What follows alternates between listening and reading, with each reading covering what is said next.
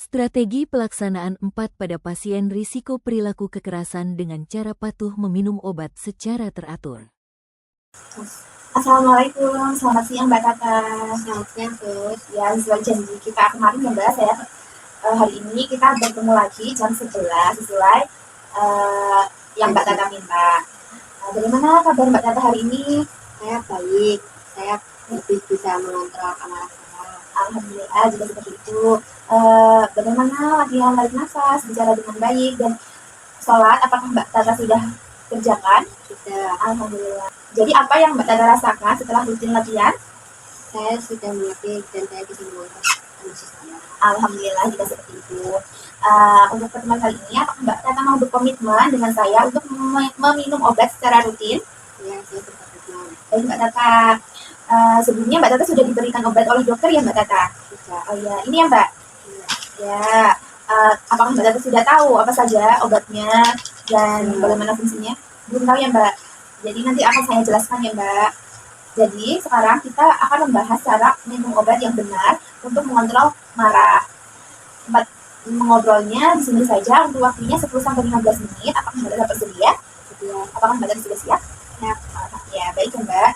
Hari ini kita akan fokus untuk membahas cara menggunakan obat untuk membantu mengendalikan dorongan perilaku kekerasan yang mungkin menyakiti diri Mbak Tata sendiri atau orang yang ada di sekitar Mbak Tata. Nah, hal ini itu bertujuan untuk mendukung Mbak Tata dalam mengendalikan emosi dan perilaku Mbak Tata, serta untuk mengurangi frekuensi perilaku kekerasan jika Mbak Tata meminum obatnya secara teratur.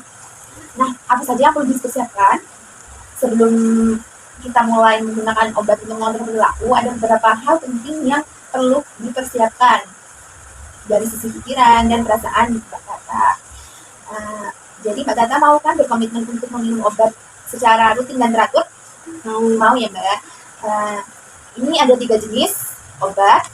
Yang pertama yang berwarna orange ini merupakan obat CBZ yang berfungsi untuk menenangkan pikiran Mbak Tata. Nah, yang kedua ini ada obat THP yang warnanya putih yang digunakan agar Mbak Tata lebih rileks.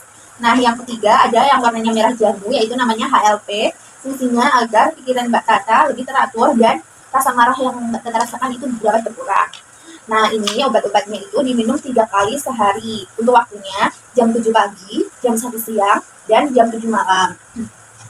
Lalu, dari obat-obatan ini memiliki efek samping. Yang pertama itu bisa membuat mulut Mbak Tata kering. Nah, jika Mbak Tata merasa mulut Mbak Tata kering, Mbak Tata bisa menghisap es batu. Selain itu, mata Mbak Tata juga dapat berkunang-kunang. Jika Mbak Tata merasa berkunang-kunang, Mbak Tata bisa mengistirahatkan diri Mbak Tata terlebih dahulu. Lalu setiap minum obat, Mbak Tata harus selalu mengecek label obatnya sebelum diminum.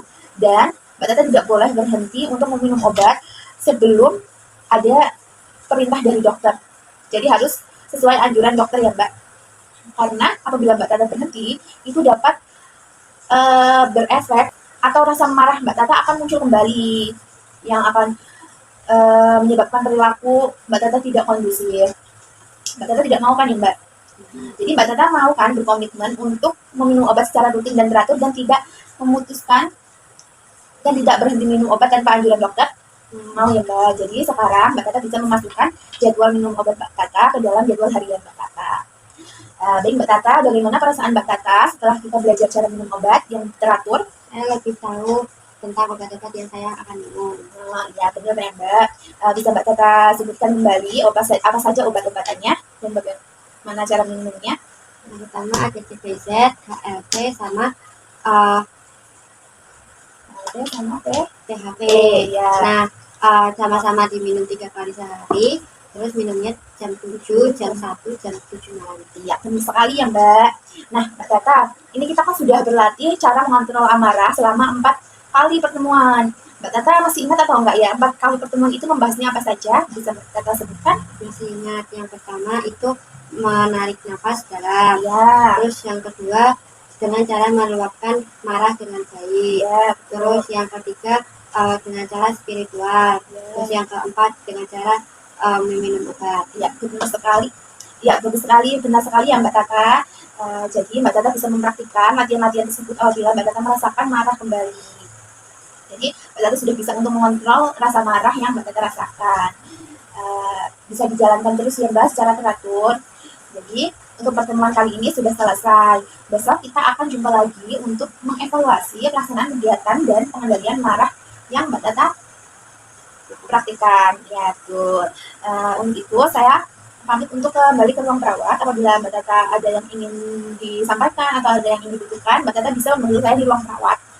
Kalau begitu sampai jumpa besok ya Mbak. Ya, terima kasih ya, Sus. Ya, sama-sama.